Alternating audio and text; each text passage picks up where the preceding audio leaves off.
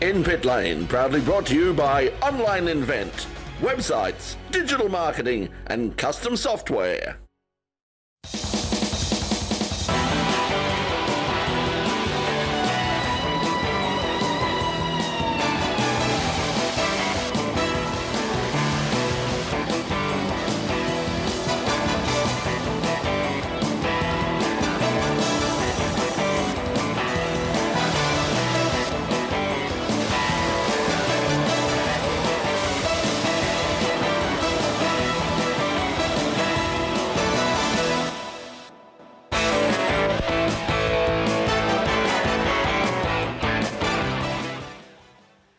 Hello everybody and welcome to another edition of In Pit Lane, coming to you on Channel 31 right across the Melbourne and Geelong metropolitan areas, and of course on the In Pit Lane YouTube channel. Hope you enjoyed the weekend out at Albert Park. I'm sure it was wonderful. I'm saying that right now because obviously we're recording a weekend event. We're not going to try and fool you. We're recording this a weekend event. We've got no idea. It could have rained, it could have snowed, God knows what happened. After last year, or the year before, who knows.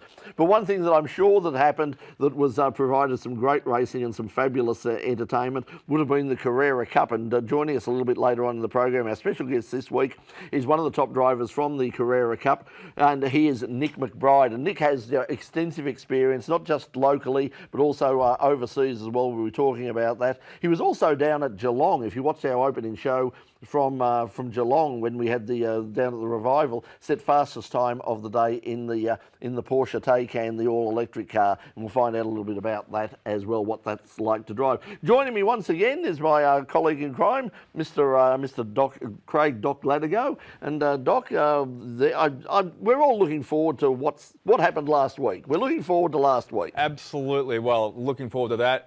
There could be a few surprises because a lot of upgrades are coming to Australia from all the drivers and would have seen the results by now, but I can't wait to catch up with Nick. He's going to be joining us on the desk very soon because he was lightning down at Geelong, but he's also very fast with the car, the upgrade of the Porsche this year as well too. Looking forward to that. Cup. Yep.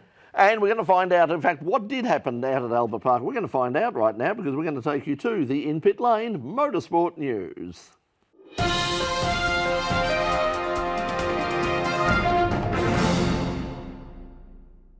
Formula One finally made its long-awaited return to Melbourne last weekend as over 400,000 fans watched a dominant win by Charles Leclerc.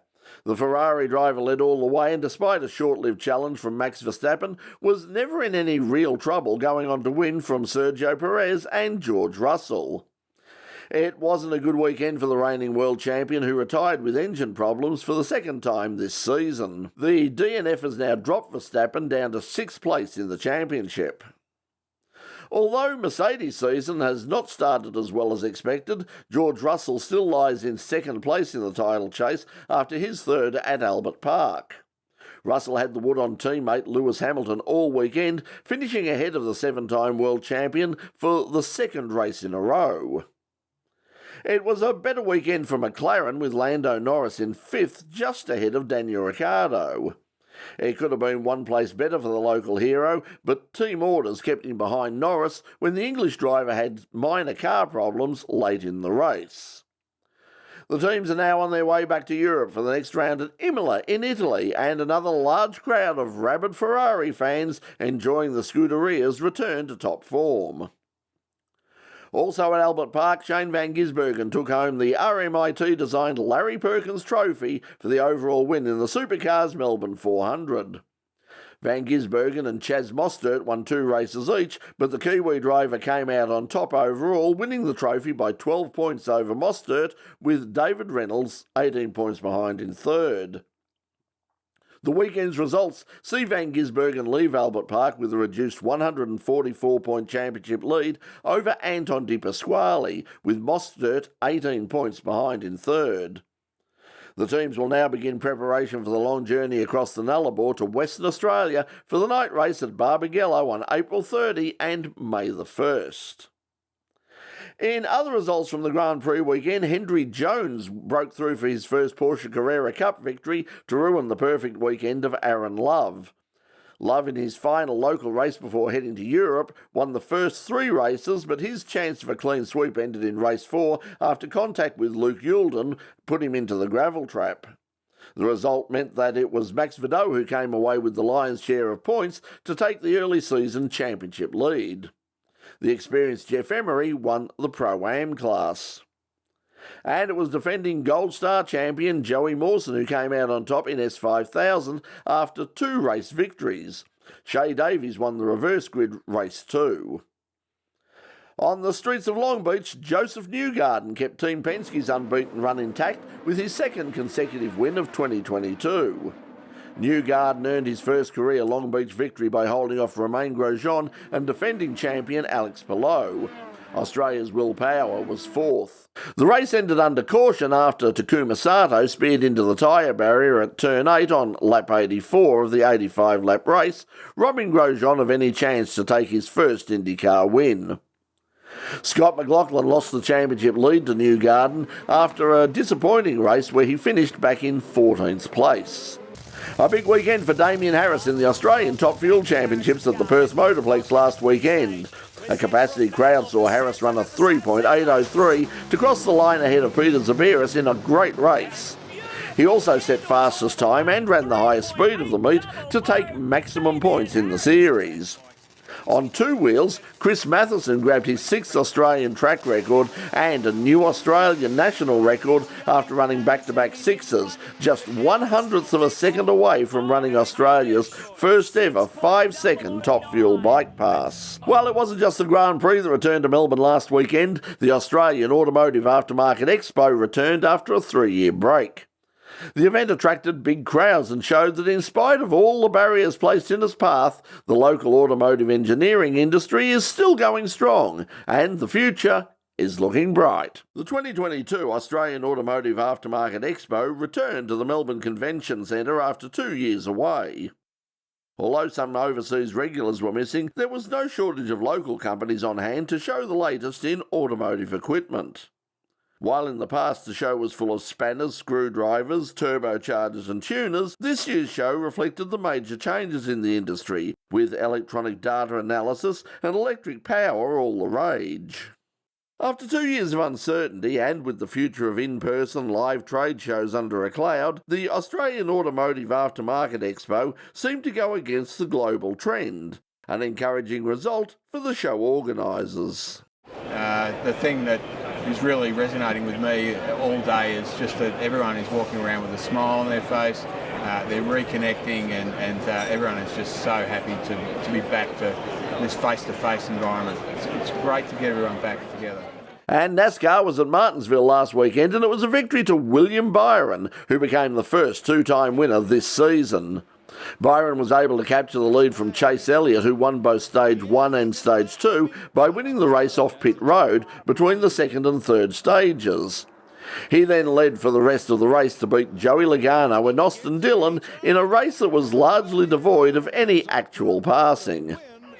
And that's the In Pit Lane news for the week commencing April the 12th, 2022. Next week, a special edition of In Pit Lane as we take you back to Phillip Island for the 2022 Phillip Island Historic Classic.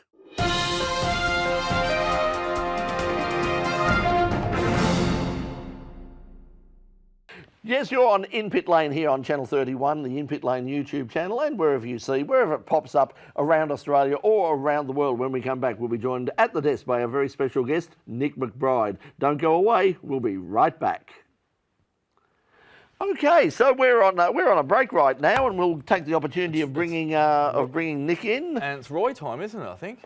Yes, we'll also say thank you to our sponsors. Which is Online Invent, and once again, as I said, if you're I need a percentage. Actually, I'm quivering. We've had 2 weeks of 400%. Don't leave us in suspense. No, we have had another rise again. I forget what it was, but yes, as we keep saying, Online Invent came on board and helped us out.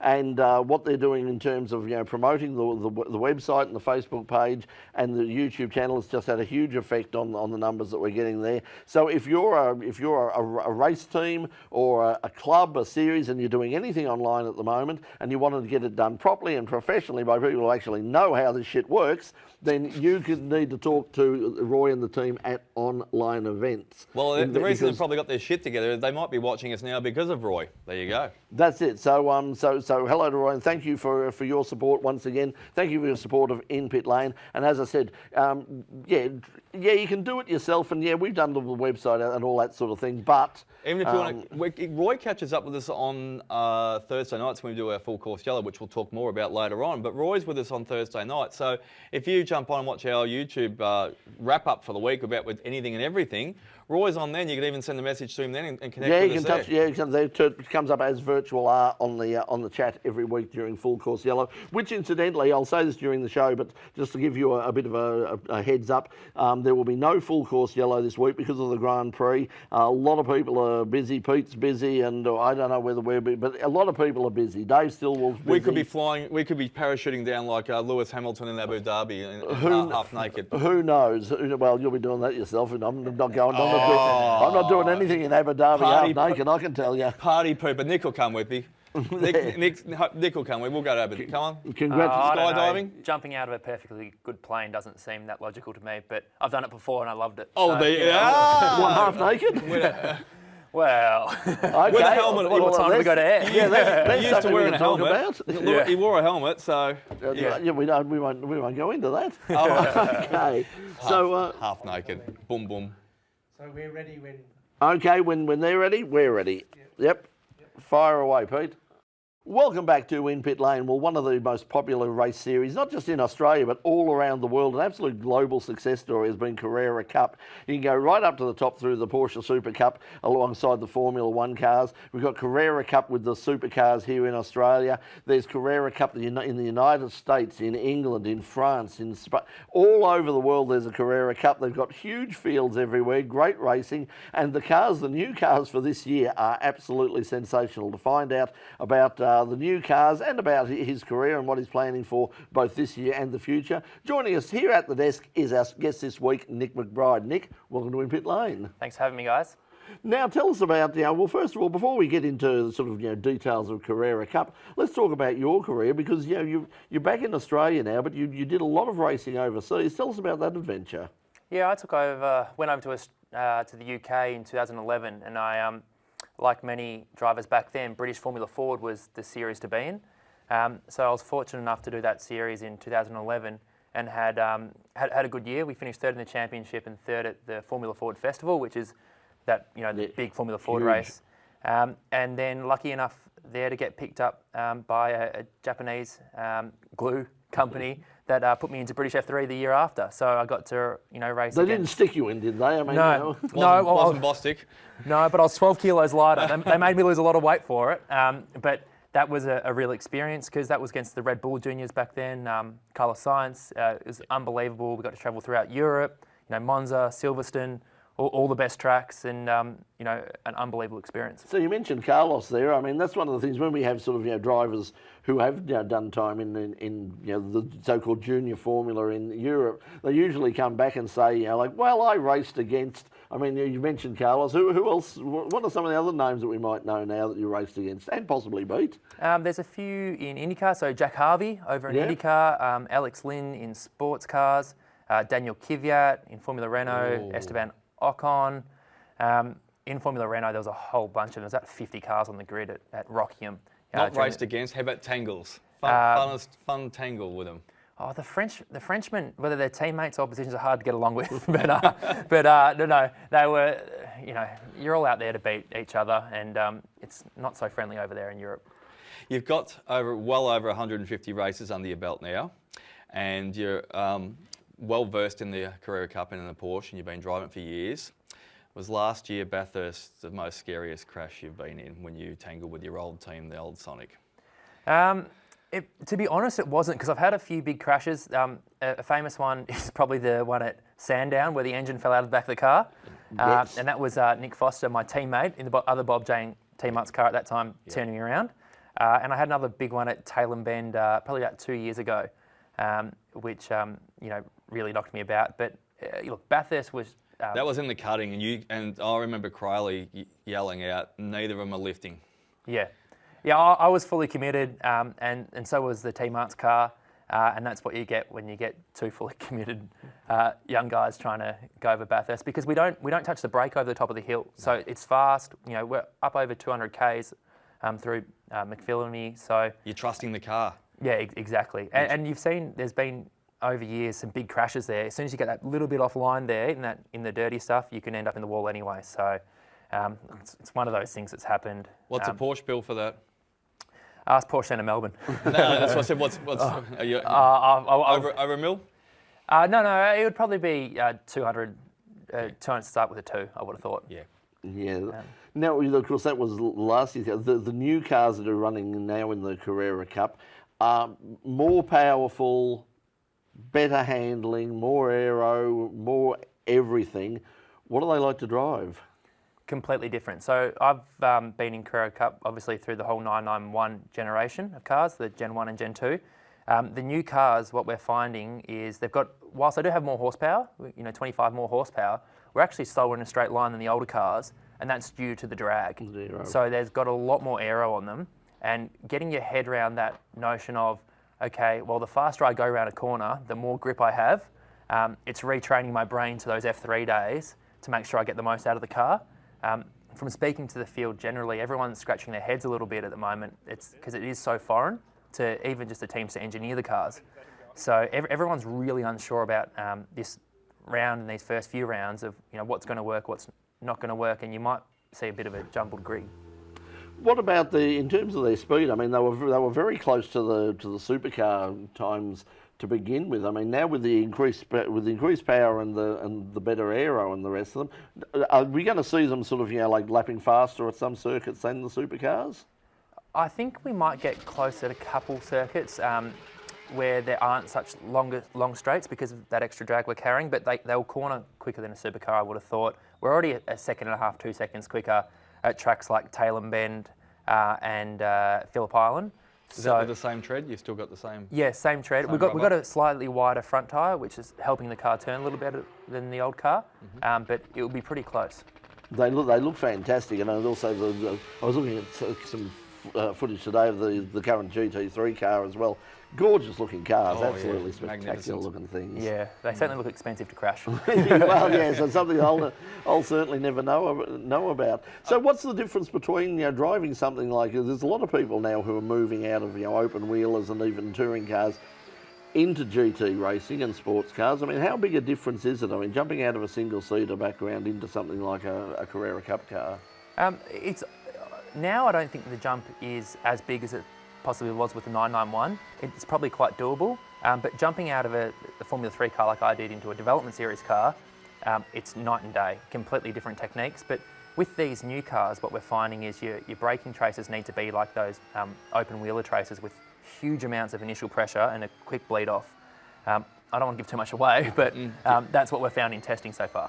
Slightly more specific to that, along what Brett's saying though, open wheelers, did a stint with D'Alberto Racing back in 2012, 2013, whatever it was, so V8 supercar basically, been in Porsche Carrera Cup.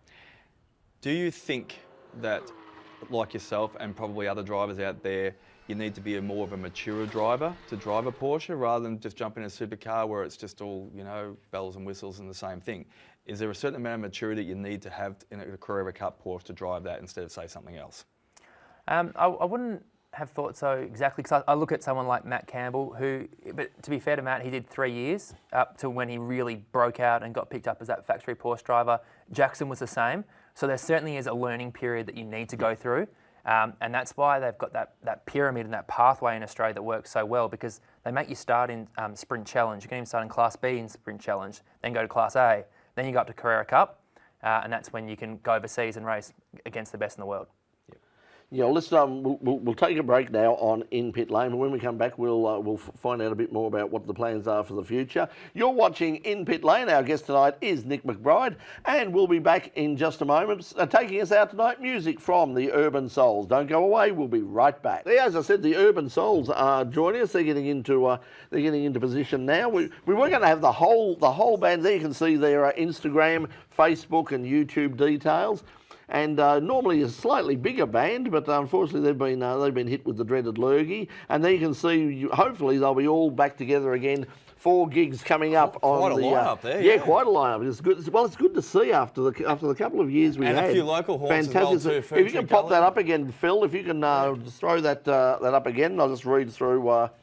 Where is that? There we go. Sunbury Bowls Club, the Altona RSL, Paddy's Tavern, I know that well, Ferntree Gully, and Pirates Tavern at Williamstown as well. So that's on the 15th of May. It's like they're doing the 4 corners of Melbourne, north, south, east and west. North, south, east and west, they're going everywhere. And when you go and you can see them live, they'll be playing, I imagine, this song. This is a bonus for everybody watching on YouTube and on the In Pit Lane YouTube channel. This is the Urban Souls and Lucky Man, the Urban Souls.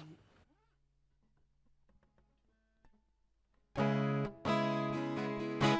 am because I can. I do because of you. So when the time is right, I'll open up your eyes. And when the morning comes, it's me that you excite. So open up your door. I've got the key you're craving for. And when the winter comes, it's me that keeps you warm. And as the snow it falls, it's me that you adore. Yeah, I'm a lucky man. Yes, I'm a lucky man. I'll hold you in my hands. Yeah, I'm a lucky man. But sometime down the track when I'm laid out on my back, well, don't ask me to tell you, I won't know. 'Cause lately what I found, I no longer play the clown. 'Cause I'm a lucky man. Yeah, I'm a lucky man. Ba-da-ba-da-ba-da. Ba-da-ba-da-ba-da. Whoa, ba-da-ba-da-ba.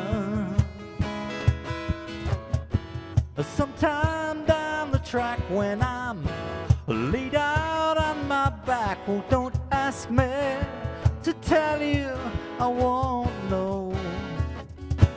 So leave your bags behind. Take me, I'm your kind. I know you will find peace of mind. Yeah, I'm a lucky man. Cat, come back. Cat, come back. Oh, cat, come back. Cat, come back. I wanna dance with you in the backyard tonight. Cat, come back. Cat, come back. Oh, cat, come back. Cat, come back. I wanna dance with you in the backyard tonight.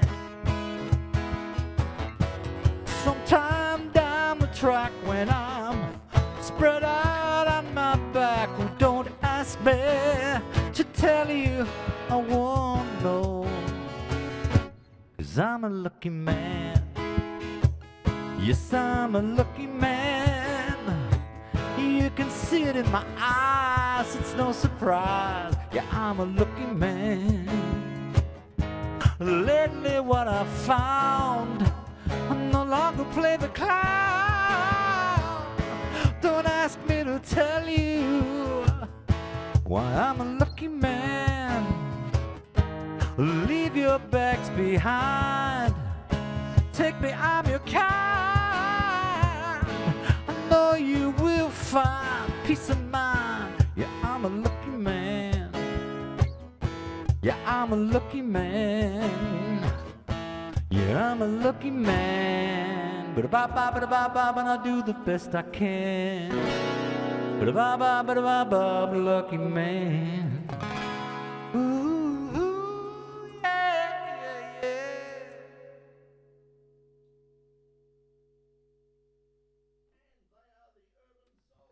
You guys stay there. They'll play us out also a little bit later on in the program to take us out. I think there was a little bit of Roy Orbison channeled when I was watching it. The guitar and the shades and the style. The style, a little bit of Roy Orbison. Well, if you're going to be compared with someone, it's a pretty high standard. Roy Orbison. He's certainly one of the greats. Was Roy? There's no doubt about it. Brilliant. That's now Doc and I showing our age. So there you go. There.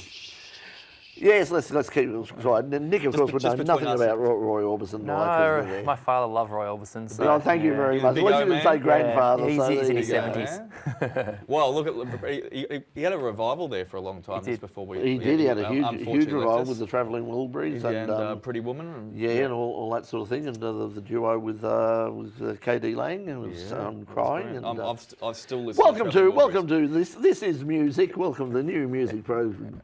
In pit lanes down the music aisle. We're ready to go back to a show about car racing in just a moment. So let's do that, Pete. Welcome back to In Pit Lane. Our guest tonight is Porsche driver Nick McBride, and Nick, let's talk about you. You mentioned the Porsche, sort of that pyramid of go there. I mean, it has been very successful. You mentioned Matt Campbell, who's doing very well around the world, and we've had a lot of young drivers on over the recent times here on In Pit Lane, and we've talked about the opportunities that are opening up now with GT racing and sports car racing around the world. So for young, we've got a lot of young karters and those sort of things watching the show. What advice do you give them? I mean, what's the pathway they should be taking if they want to move on to be a professional racing driver? I think that you've got to look at sponsorship and value to sponsors. So I think it's very important to realise that that's what makes the sport go around. Obviously, you've got to be dedicated and all the rest of it. There's the obvious to it, but at the end of the day, it comes down to building relationships with your sponsors and servicing your sponsors, and also delivering on track so they get some value out of it. But the reality is with the Porsche product, it's proven, it works. If I wanted to go overseas right now and jump in a car in Italy, it would be the same as my Australian car. USA, Super Cup, Germany, UK, Japan. So the product's proven. It's a one-make category. So we've all got the same weapon. It's just about who wheels it the best. And it has been just phenomenal around the world. I mean, every series is basically capacity fields. I mean, you're running, 32 at Albert Park. And do you think those numbers, I mean, obviously there's a few sort of people attracted to the glamour of Albert Park, but, do you think those numbers will continue right throughout the year? I think it will, because the cars were sold out almost instantaneously. And I think if you look even through the end of the 991 Generation 2, we had that car for 4 years, and we still had extremely strong numbers on the grid. So the product's proven in Australia, and it really attracts young drivers to it. Speaking of Australia, Earl Bamber came over here a while ago, and you had a bit of a dice with him. Was that a bit of fun? Did you come to an agreement on that? Yeah, well, I got him in the first two races, and I don't think he was too happy about it, because that start of the third race, he said to me after the race, I was going up the inside no matter what, whether I rammed into you or not. But anyway, it's nice to knock someone like Earl off around the streets of Gold Coast. Obviously, he's been there, done that. He's done everything, won them all. So yeah, that was pretty cool. It's a bit of a career highlight. We mentioned at the start of the show that Doc and I were down at Geelong for the Taycan. I mean, just ridiculous to look at the sort of performance that is coming out of that thing. Tell us a bit about that car. I mean, it throws me off a bit because I see it's a Taycan Turbo S, and of course he doesn't have a turbo. So that worries me a little bit. But tell us, the performance of that is phenomenal. Incredible. It blew me away. I wasn't a massive electric fan early on, being honest. But I jumped in that car. I drove down from Melbourne. Got my coffee on the way in that car. Then picked up a few of the Porsche guys, drove them down to Geelong, got to that revival. Oh, so you drove it down, it wasn't transported for you, right? No, so drove it down, got there, everyone's getting their drag cars off their trailers and whatnot, and then, I just park it up next to the runway there, or the drag strip, Thanks for not hitting me, by the way. You probably saw me there on the side there with the camera at one stage. I was very close to you. Yeah, but the reality was I did that, and then I did 3 runs. The car, incredible. Like the traction control, because it was half wet and half dry there for a little bit, so the conditions weren't amazing. But the launch control and the electronics that car has is unbelievable, and it's like being at Dreamworld and like the Tower of Terror. That takeoff feeling, it really pushes your head back. So, I did my runs there, and then we got the fastest time at the end of the day, and I drove the car home. Still had plenty of charge left by the time I got back to Melbourne. So you did under 10 the lights opposite the Ford factory there in Geelong on the main drag afterwards. Yeah, so... No, do you think it's capable? Did you put everything in it? Like you had a practice run with it? Like, I mean, obviously you drove it there and back, but were you familiar with it before you did that 10.82? Yeah, I have done a stage in actually Targa Tasmania in a Taycan Turbo S, and that was a real eye-opener for me as well, because it has 600 kilos of batteries, but it's all down low. So the handling's actually extremely impressive, and the brakes on it are just unbelievably big. So massive stopping power, low centre of gravity, handles very well, and then of course it's electric. So the torque and just that takeoff, that feeling is just incredible. It is unbelievable to see the way the technology is moving, and of course, with things like LMDH and all the rest overseas, it's just going to increase over the next few years. Hey, listen, thanks a lot for coming in. Good luck with the rest of the season in Carrera Cup and with all the adventures in the future. But for now, Nick McBride, thanks for joining us in Pit Lane. Thanks for having me. And thank you to you for watching us at home. Now, taking us out on the program tonight is the Urban Souls. And if you'd like to catch up with them, they're on Facebook, they're on Instagram, they're all over the place. There you go. The Full Course Yellow. Oh, incidentally, Full Course Yellow will not be on this week, this Thursday night. I'll just say that quickly. But there you are, the Urban Souls, Instagram, YouTube, the Urban Souls. Just look for them there. Also, they've got some gigs coming up. There you are, at the Sunbury Bowls Club, the Altona RSL, also Paddy's Tavern and Pirates Tavern in Williamstown, where you will hear songs like the one they're taking us out with tonight, and that is Reef Vacation. So until we see you again next week, to take us out, this is the Urban Souls. From all of us here, good night.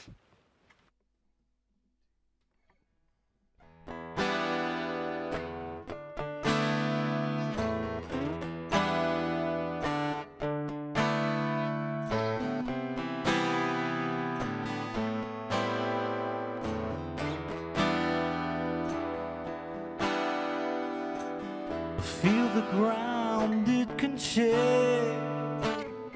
and the tides will weigh by with a blink of an eye. Fukushima, our days are shades of grey. Fossil fuels change our way. Mountaintops flow, lava flows like a volcano.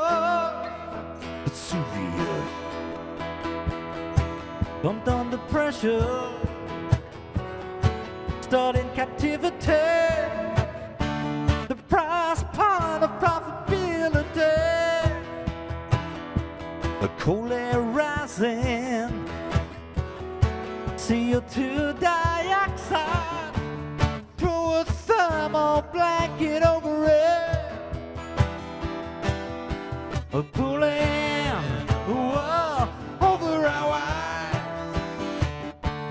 Carbon capture, you're telling me lies. The genie broke the bottle. The devil drained the swamp. And we all drowned in an algal bloom lagoon. Wanted in a cold sea, lock the gate and keep it clear. Floating high when the gas hits the sky. Pulling whoa, over our eyes.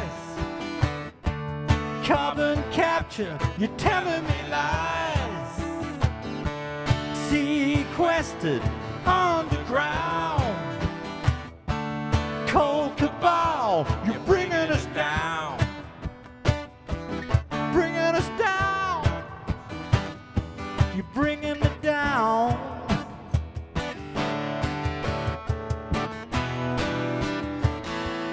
Keep on admitting hell. Sooner than later, there's nothing to fear. Sooner than later, re-vacation.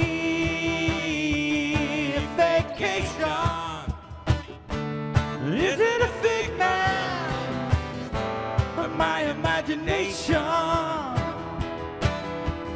Re-vacation.